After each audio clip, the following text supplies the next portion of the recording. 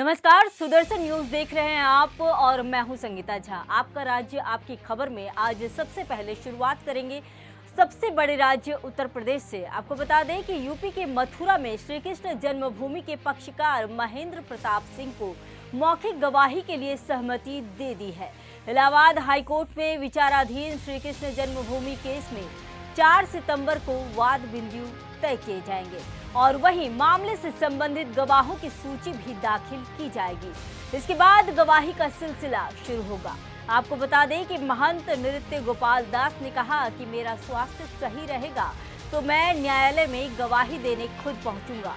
श्री कृष्ण जन्मभूमि के पक्षकार महेंद्र प्रताप सिंह ने कहा कि अब तक 40 साधु संत, इतिहासकार और पुरातत्वविद प्रकरण में गवाही देने के लिए अपनी सहमति दे चुके हैं। आज जैसा कि श्री कृष्ण जन्मभूमि का मामला माननीय न्यायालय में चल रहा है और इसी सिलसिले में पूज्य नृत्य गोपाल दास जी महाराज के मुलाकात की और यहाँ पर मथुरा में आज उनसे मुलाकात हुई, तो हमने विशेष रूप से अब तक जो केसों में चल रहा है, जो प्रोसीडिंग्स, वो पूरी प्रोसीडिंग्स उनको बताई कि किस तरह से हिंदू केसों को कोर्ट के द्वारा स्वीकार किया गया और पोषणता की जो एप्लीकेशन है उसे मानते हुए और मुस्लिम पक्ष की जो एप्लीकेशन थी उसे रिजेक्ट किया गया और अब तक पूज्य महाराज जी को केसों की पूरी वास्तुस्थिति क्या है उसके बारे में अवगत कराया। और पूज्य महाराज जी के समक्ष हमने ये बड़ी निवेदन किया है कि अब यहाँ क्योंकि इशू फ्रेम होंगे 4 सितंबर को और 4 सितंबर को इशू फ्रेम होने के बाद में केस गवाही में होगा, तो पूज्य महाराज जी को श्री राम जन्मभूमि के केस का पूरा अनुभव है और यहाँ के भी वो अध्यक्ष हैं, तो हमने उनसे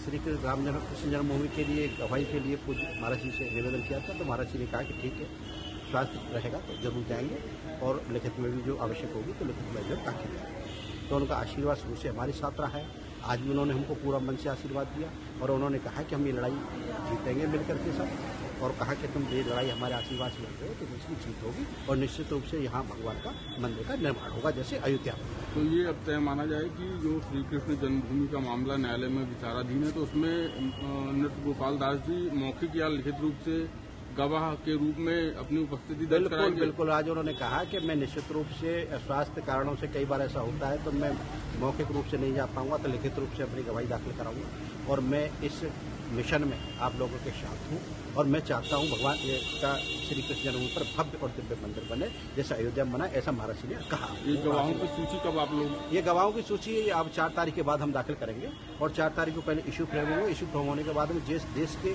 जितने भी बड़े संत हैं, चाहे पूजनीय अवधेशानंद गिरी जी महाराज हों, रामदेव जी महाराज हों, अन्य सब संतों से संपर्क किया जा रहा है और कुछ संतों से संपर्क हो गया, उन्होंने अपनी स्वीकृति भी दे दी है, जिसमें बहुत संत जैसे हमारे अखिल भारतीय संत समिति के महामंत्री जितेंद्र सरस्वती जी की स्वीकृति आ गई है, उन्होंने कहा कि मेरा नाम लिखिए। और स्पेन के महाराज जी हैं स्वामी उमेश योगी जी, उनका हमने नाम दिया है। पूजनीय राम भद्राचार्य जी महाराज ने अपनी स्वीकृति दे दी है। तो देश के बहुत संतों ने इसमें अपनी स्वीकृति दे दी है। इसके अलावा इतिहासकार हैं, इतिहासकार श्री ओम जी उपाध्याय ICHR के डायरेक्टर, उन्होंने भी कहा है कि मेरा नाम लिखिए। इसके अलावा पुरातत्वविद के शर्मा, DB शर्मा और अन्य बहुत लोगों के इसमें नाम दर्ज किए गए हैं और ये पूरी सूची बना करके हम सूची कोर्ट में दाखिल करेंगे और जहाँ जहाँ आवश्यकता होगी, जहाँ जहाँ पूजनीय संतों के गवाही कराएंगे और साक्ष्य कोर्ट में प्रस्तुत। कितने गवाहों की सूची अगर लगभग हम लोग, मैं समझता हूँ कि 4 सितंबर के बाद हम लोगों को कम से कम 40 लोगों की सूची दाखिल करेंगे,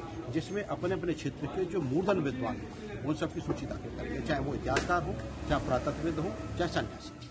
अगली खबर उत्तर प्रदेश के जनपद मुजफ्फरनगर से है, जहां मुजफ्फरनगर पुलिस व शातिर गौ तस्करों के बीच दिन निकलते ही मुठभेड़ हो गई।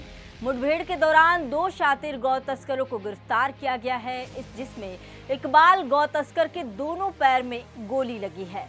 दरअसल पूरा मामला जनपद मुजफ्फरनगर के बुड़ाना थाना क्षेत्र का है, जहां स्थानीय पुलिस मुखबिर की सूचना के आधार पर चेकिंग कर रही थी।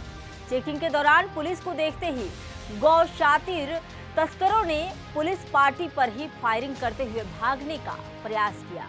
वहीं जवाबी फायरिंग में शातिर गौ तस्कर इकबाल के पैर में गोली लग गई, जबकि उसके दूसरे साथी दिलशाद ने रहम की भीख मांगते हुए आत्मसमर्पण कर दिया। दोनों शातिर अपराधी अकबर बंजारा गैंग के सदस्य बताए जा रहे हैं। गौ तस्करों से 1 बाइक व 2 तमंचे कारतूस भी बरामद हुए हैं। बता दें कि गैंग के 2 सदस्य अकबर व सलमान असम में पहले ही ढेर हो चुके हैं।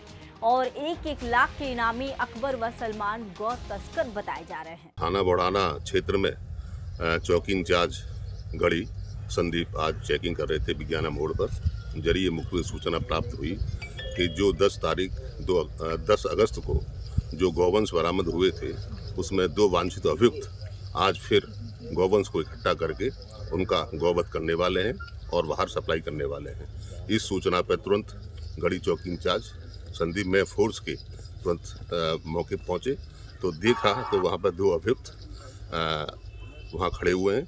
पुलिस को आता देखकर उन्होंने फायरिंग की।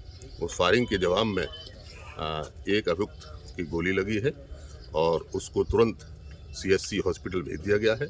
दूसरे अभियुक्त को काम्बिंग करके गिरफ्तार किया गया है और विधिक आवश्यक कार्रवाई की जा रही है। जो अभियुक्त गिरफ्तार हुआ है उसका नाम इकबाल है, जो संबलहेड़ा थाना मीरापुर का रहने वाला है।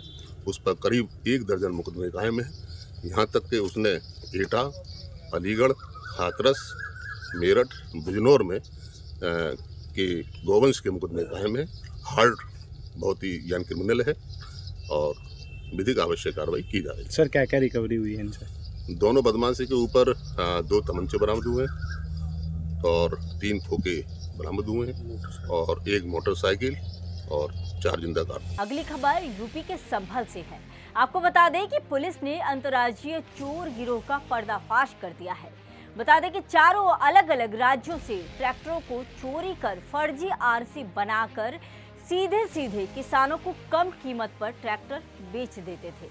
संभल कोतवाली पुलिस ने सूचना पर फर्जी RC के साथ ट्रैक्टर बेचने को खड़े 2 आरोपियों को चोरी कर लाए गए 5 ट्रैक्टरों के साथ गिरफ्तार कर लिया, जिनकी कीमत लगभग 30 लाख रुपए बताई जा रही है। वहीं 2 अन्य आरोपियों की तलाश में संभल पुलिस जुट गई है और ये पूरा मामला जनपद संभल के कोतवाली संभल क्षेत्र का बताया जा रहा है। अगली खबर मुरादाबाद से है। आपको बता दें कि यूपी के मुरादाबाद थाना ठाकुर द्वारा इलाका में एक बार फिर शर्मसार करने वाली घटना सामने आई है, जहां अभी AVM हॉस्पिटल के स्वामी डॉक्टर शहनवाज द्वारा नर्स को बंधक बनाने के बाद बलात्कार की घटना में पुलिस ने आरोपियों को जेल भेज दिया। और यह मामला अभी ठंडा भी नहीं हुआ था कि ठाकुर द्वार में एक घटना और सामने आ गई है। शिक्षक और छात्रा के रिश्ते को शर्मसार करने का मामला सामने आया। थाना ठाकुर द्वारा इलाके में स्थित कोचिंग सेंटर में उस समय हड़कंप मच गया जब कोचिंग टाइप सेंटर में 20 वर्षीय छात्रा ने दूसरे समुदाय के शिक्षक पर छेड़छाड़, आपत्तिजनक मैसेज भेजने का आरोप लगाते हुए घर जाकर बंद कमरे में जहरीला पदार्थ खा लिया। छात्रा की हालत बिगड़ने पर तुरंत ही निजी अस्पताल में भर्ती कराया गया। डॉक्टरों ने हालत को गंभीर देखते हुए हायर सेंटर रेफर कर दिया। परिवार के लोगों ने केंद्र पर पहुंचकर डायरेक्टर की शिकायत करते हुए शिक्षक को नौकरी से निकालने की मांग की। डायरेक्टर ने तत्काल शिक्षक को नौकरी से निकालते हुए कोतवाली पुलिस को सौंप दिया। पुलिस ने परिजनों को सूचना के आधार पर जांच शुरू कर दी है। आज दिनांक 28/8/2024 को मुरादाबाद जनपद के ठाकुर द्वारा थाना क्षेत्र में एक प्रार्थना पत्र प्राप्त हुआ, जिसमें प्रार्थी ने बताया कि उसकी बहन एक कोचिंग सेंटर में पढ़ाई करती है, जहां पे एक शिक्षक द्वारा उसे परेशान किया जा रहा था। इस वजह से उसकी बहन ने कीटनाशक खा लिया है और कीटनाशक खाने की वजह से उसकी तबीयत खराब हो गई है। सूचना मिलते ही प्रार्थना पत्र प्राप्त होते ही पुलिस ने मुकदमा पंजीकृत कर लिया और पीड़िता को हॉस्पिटल में एडमिट कराया, जहां चिकित्सकों द्वारा बताया गया है कि पीड़िता की हालत अभी ठीक है। साक्ष्य संकलन की कार्रवाई की जा रही है। अभियुक्त को हिरासत में ले लिया गया है। साक्ष्य संकलन के क्रम में जो भी तथ्य सामने आएंगे उसके आधार पर अग्रिम विधिक कार्रवाई की जाएगी। अगली खबर चंदौली से है। आपको बता दें कि यूपी के चंदौली में जंगल के समय एक युवक का शव मिलने की सूचना पर भारी भीड़ इकट्ठा हो गई। वहीं मौके पर CO सहित 2 थाना की फोर्स मौजूद रही। शव को कब्जे में लेकर पुलिस ने पोस्टमार्टम के लिए भेज दिया है और आगे की कार्रवाई जारी है। बता दें कि मृतक ने पिता ने 24 अगस्त को नौगढ़ थाने में युवक के गुमशुदगी की सूचना दी थी। पूरा मामला नौगढ़ थाना क्षेत्र के बाघी कोठी घाट का बताया जा रहा है। अगली खबर मुरादाबाद से है। आपको बता दें कि यूपी के मुरादाबाद के बिलारी तहसील के गांव रुस्तम नगर सहसपुर में एक ही परिवार के 2 सगे भाइयों की पानी में डूबने से मौत हो गई, जहां 1 वर्ष के अंतराल में बिलारी तहसील के अंतर्गत तीसरी घटना है। मौत के बाद परिवार एवं ग्रामीण में शोक की लहर छा गई है। मौके पर पहुंची पुलिस, जहां पुलिस को ग्रामीण व परिवार ने बताया कि दोपहर 3 बजे घर से दोनों ही बच्चे लापता थे, जिन्हें परिवार एवं पुलिस की मदद से ढूंढा गया। लेकिन परिवार वालों एवं मोहल्ले के लोग जंगल में दोनों ही बच्चों को ढूंढने गए। इस दौरान ईंट भट्टे द्वारा उठाई गई मिट्टी के गहरे गड्ढे के पानी के किनारे बच्चों के कपड़े दिखे। इस दौरान परिवार ने पीआरबी 112 एवं चौकी रुस्तम नगर सहसपुर पुलिस ने गोताखोर की मदद से गहरे गड्ढे में दोनों बच्चों को पाया। तो गोताखोरों की मदद से दोनों ही बच्चों को बाहर निकाला गया। तो मृतक हालत में पाए गए दोनों ही सगे भाइयों की मौत के बाद कोहराम मच गया। पुलिस को बताया गया कि मोहम्मद असलम के ईंट भट्टे के आसपास लगभग 10 फीट के अधिक गड्ढे हैं, जिनकी वजह से बारिश का पानी भर गया। पानी में डूबने के कारण जिनकी वजह से मौत हो गई। इसमें प्रशासन एवं ग्रामीण ने भट्टा संचालक के ऊपर भी सवाल खड़े किए हैं। घटना के बाद नायब तहसीलदार बिलारी एवं क्षेत्राधिकारी ने बताया कि मोहम्मद असलम के ईंट भट्टे के लिए खुदवाए गए गड्ढे बताए जा रहे हैं। वो मौके पे आया, जैसा कि पता चला उनके घर पे 3 बजे बच्चे ये गए थे। उसके बाद ये गड्ढे में तालाब में नहाने के लिए, उस समय ये वहाँ पर डूब गए। किसी बच्चे ने बताया तो कपड़े बाहर मिले और जो है बच्चों की डेड बॉडी जो है निकलवा के घर पे ले आए हैं। किस प्रकार के गड्ढे थे, किस चीज़ के वो गड्ढे थे, कुछ जानकारी अभी तक हो पाई नहीं? अब इसकी जांच कर रहे हैं कि गड्ढे कैसे, किसी ने मिट्टी निकाली है या तालाब है, इसकी जांच का विषय है ये। ग्रामीणों का कहना है कि कोई मोहम्मद असलम है, उनके भट्टे की मिट्टी उठती थी वहाँ से और वो गड्ढे इतने गहरे हैं जिसमें बच्चों की मौत हुई है। तो अभी लेखपाल भी आ रहे हैं और लेखपाल से मैं पूरी जांच करा लूँगा। आगे जो भी यानी विधिक कार्रवाई होगी उसको मैं करवाऊँगा। अगर सत्ता पाई जाती है तो कार्रवाई की जाएगी इसमें? बिल्कुल कार्रवाई की जाएगी। बच्चों को जो शासन के जो सहायता दी जाती है वो आर्थिक सहयोग इसको बच्चों को जो है शासन से जो दिया जाता है वो मैं दिलवाऊंगा। अब बात करेंगे यूपी के बस्ती की। आपको बता दें कि बारिश से अस्पताल में पानी ही पानी देखा जा रहा है, जिसकी वजह से मरीजों को भारी परेशानी हो रही है। दरअसल भारी बारिश की वजह से बस्ती जिला अस्पताल एवं बाढ़ जैसे हालात हो गए हैं। जहां पर ओपीडी के लिए डॉक्टर बैठते हैं, उस रास्ते पर घुटनों तक पानी आ गया है, जिसकी वजह से मरीजों और डॉक्टरों को भारी समस्याओं का सामना करना पड़ रहा है। अस्पताल की इसी बिल्डिंग में ज्यादातर डॉक्टर मरीज दिखते हैं। ओपीडी के लिए पर्चा बनती है और वैक्सीन सेंटर भी है, जिसकी वजह से हजारों की संख्या में मरीज इलाज के लिए पहुंचते हैं। बारिश के मौसम में यहाँ पर भारी मात्रा में जल जमाव हो जाता है, जिसकी वजह से लोगों का आना जाना मुश्किल हो जाता है। उसके लिए नगर पालिका को लेटर लिखा गया है और उससे 2-3 बार लेटर लिख करके उनसे मैंने पर्सनली फ़ोन पे भी मेरी बात हुई है। थोड़ा हॉस्पिटल का लेवल लो लाइन, फर्श का लेवल नीचा है रोड की तुलना में, और नाले की सफाई हो जाए, जिसके संबंध में उनको लिखा गया है कि तो शायद पानी पास हो जाए। डिजिटल एक्सरे नहीं हो रहा है, इसकी समस्या है। हाँ, डिजिटल एक्सरे तो विगत कुछ टाइम से 2 वर्षों से करीब नहीं हो रहा है। मशीन जो है गड़बड़ है, जिसके संबंध में महानिदेशालय को पत्र। अब खबर यूपी के मैनपुरी से। आपको बता दें कि मकान में दबे लोगों को निकालने के लिए ग्रामीण और पुलिस जुटी हुई है। वहीं हादसे में 3 महिलाओं की मौत हो गई है। वहीं शवों को पोस्टमार्टम के लिए भेज दिया गया है। बता दें कि ग्राम बहरामपुर में एक मकान गिर गया है। तो वहीं हादसे की जांच करने पहुंचे जिलाधिकारी और एसपी मौके पर पहुंचे और हादसे की जानकारी ली। मंदिनी का ये ब्रह्मपुर सरैया है, रात लगभग 8:15 बजे अतिवृष्टि की बारिश लगातार हो रही है। पीछे घर कैजुअलिटी घर गिरने के बाद संज्ञान में आया है। 3 महिलाएं, अनुपम, प्रीति, एक महिला का और नाम है, क्या नाम है महिला का नाम? नीलम, अनुपम एवं प्रीति। 3 महिलाओं की दुखद मृत्यु हुई है। उम्र उनकी 30 से 35 के बीच में है। कौशलेंद्र यादव फौज में रहे थे, उनका ये आवास बताया जा रहा है। तत्काल आगे भी कार्रवाई कराई जा रही है। देखने में 2 मंजिला पक्का मकान बना हुआ, गिरने का कारण पता चला? अभी तो प्रारंभिक बारिश का ही लग रहा है। देखिए, थाना बिछवा क्षेत्र ग्राम इब्राहिमपुर में ये कौशलेंद्र यादव जी हैं, इनका परिवार रहता था। आज सुबह लगभग 8, सवा 8 बजे के बीच में ये लेंटर अचानक भरभरा के गिर पड़ा है। इसमें इनकी 3 सगी बहुओं की डेथ हो गई है, जिनको हम लोगों ने जेसीबी के जरिए निकाल लिया है। मौके पर फायर ब्रिगेड की टीम मौजूद है, सारे अधिकारी मौजूद हैं। लाइन ऑर्डर की कोई समस्या नहीं है, अन्य कोई इसमें घायल भी नहीं हुआ है। सर, बात करो कि ये घटना कितने बजे घटी है? लगभग 8, सवा 8 बजे के हम लोगों के पास सूचना मिली थी। तत्काल हम उन्होंने संज्ञान लेके तत्काल इसमें ऑपरेशन करके इनको निकाल लिया है। दुखद बात यह है कि हम इनको जीवित नहीं निकाल पाए। अगर बात करें सर, ये क्या कारण रहा होगा ये मकान जो गिरने? काफी पुराना मकान है, बारिश लगातार हो रही है। हो सकता है इस तथ्य में आगे जो भी छानबीन की जाएगी, जांच की जाएगी, जो भी तथ्य आगे संज्ञान में आएंगे उनके अनुसार कार्रवाई की जाएगी। अगली खबर यूपी के संभल से है। आपको बता दें कि भजोई में किसान यूनियन के 2 अलग अलग गुटों के कार्यकर्ता मुख्यालय कलेक्ट्रेट पहुंचे, जहां पर किसानों ने एमएसपी गारंटी कानून लगाने को लेकर डिप्टी कलेक्टर को ज्ञापन सौंपा।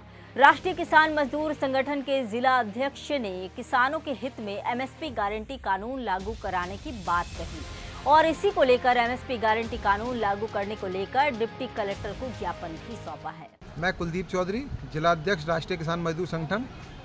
आज हम एमएसपी की मांगों को लेकर आए हैं और हम माननीय प्रधानमंत्री जी को याद दिलाना चाहते हैं कि जब 2012 में गुजरात में प्रधानमंत्री थे तो उन्होंने मनमोहन सिंह तत्कालीन प्रधानमंत्री से सिफारिश की थी कि किसानों को एमएसपी लागू की जाए। आज वो स्वयं प्रधानमंत्री हैं तो उनसे हम एक आग्रह और वादा याद दिला रहे हैं पुराना कि वो एमएसपी लागू करें। और नेता प्रतिपक्ष एक ज्ञापन हमने राहुल गांधी जी के नाम से दिया है ताकि उन्हें भी हम याद दिलाना चाहते हैं कि उन्होंने चुनाव से पहले ये वादा किया था कि अगर हमारी सरकार आएगी तो हम जो है एमएसपी लागू करेंगे। उनसे हम आग्रह करेंगे कि जहाँ जहाँ उनकी राज्य में सरकार है वो उन राज्यों में एमएसपी लागू कर एक पहल करें ताकि किसानों को, विपक्ष को, गठबंधन को वोट देकर एक धोखा न लगे, ताकि किसानों को ये ठगा महसूस हो रहा है कि विपक्ष को भी कहीं कुछ किसानों वोट दिया है तो वो ठगा महसूस कर रहे हैं। हम राहुल गांधी से भी अनुरोध करेंगे कि वो अपने जहाँ राज्य में सरकार है वहाँ एमएसपी लागू करें। अब बात करेंगे मध्य प्रदेश की। आपको बता दें कि ग्वालियर में आयोजित होने जा रही प्रदेश की 3री रीजनल इंडस्ट्रियल काउंसिलिंग में प्रदेश के मुख्यमंत्री डॉक्टर मोहन यादव, केंद्रीय मंत्री ज्योतिरादित्य सिंधिया, विधानसभा अध्यक्ष नरेंद्र सिंह तोमर, ईएमएससी मंत्री चैतन्य कश्यप, प्रभारी मंत्री तुलसीराम सिलावट सहित 7 देशों के कमिश्नर और भारतवर्ष के कई उद्योगपति इस रीजनल इंडस्ट्रीज कॉन्क्लेव में भाग लेने जा रहे हैं। ग्वालियर की नगरी तपोभूमि, गालब की ऋषि तपोभूमि में आज एक ऐतिहासिक दिन है। इस ऐतिहासिक दिन में यहाँ पे कई इन्वेस्टर आ रहे हैं। अभी तो ग्वालियर नहीं, पूरे भारतवर्ष से नहीं, हम आपको बता दें कि ग्वालियर 7 देशों के लगभग 7 देशों के सीईओ आ रहे हैं, जहाँ पे औद्योगिक क्षेत्र में बढ़ते हुए निवेशकों को लेकर के हम आज इनसे बात करना चाहेंगे। अंकुर गुप्ता जी हैं और अंकुर गुप्ता जी, किस तरीके से आज ग्वालियर के लिए ऐतिहासिक दिन है, इसको लेकर के आप किस तरीके से देख रहे हैं, क्या कहना चाहेंगे? तो सबसे पहले तो मेरा आप सभी को नमस्कार। मेरा नाम अंकुर गुप्ता है और मैं अपने डिजिटल प्लेटफॉर्म tractorgyan.com के माध्यम से हम किसानों तक ट्रैक्टर्स और फार्म इक्विपमेंट की जानकारी पहुंचाते हैं। जो आपने बात कही ऐतिहासिक दिन, मैं बिल्कुल इसको ऐतिहासिक दिन ही कहूँगा क्योंकि इतने सारे देशों के इन्वेस्टर्स, डेलीगेट सभी लोग यहाँ पर हैं और बहुत ही शानदार इंतज़ाम यहाँ पर सरकार द्वारा किए गए हैं। तो सभी लोग बहुत बहुत बधाई के पात्र हैं और इस इन्वेस्टर समिट से न केवल लोगों को इन्वेस्टमेंट मिलेगा बल्कि मुझे लगता है कि काफ़ी रोजगार की संभावनाएं भी पैदा होंगी। तो once again thank you very much to the entire organisation, committee and government. मैं आपको एक चीज़ और कहना चाहूँगा कि ये जैसे ग्वालियर शहर के कितने लोगों को लगभग या इस ये उद्योग में जो बढ़ती इकाइयों को लेकर के कितने लोगों को रोजगार मिलने की संभावना है? जी देखिए, जिस प्रकार से यहाँ पर अभी बहुत ही हैपनिंग माहौल मुझे नज़र आ रहा है, उस प्रकार से मुझे ऐसा लग रहा है कि काफ़ी हज़ारों की संख्या में यहाँ पर रोजगार निश्चित तौर पर पैदा होंगे। और जिस प्रकार से बिजनेस डेलीगेट्स और इन्वेस्टर्स यहाँ पर आ रहे हैं तो संभावना इतनी है कि जो पढ़े लिखे के साथ साथ जो कम जिनका शैक्षणिक स्तर है उनके लिए भी रोजगार की प्रबल संभावना यहाँ पर निश्चित तौर पर पैदा होने वाली है। तो ठीक है, मैं आपको बताना चाहूँगा कि ये अंकुर गुप्ता जी ने जो बताया कि यहाँ निवेशक जो आ रहे हैं भारतवर्ष से नहीं और आपके विदेशों से भी जो आ रहे हैं, तो लोगों को रोजगार के भी बहुत सारे काफ़ी यहाँ पर लोगों को रोजगार भी मिलने के चांसेस हैं। फिलहाल के लिए इस बुलेटिन में इतना ही। देश दुनिया की तमाम खबरों के लिए देखते रहिए सुदर्शन न्यूज। जय हिंद।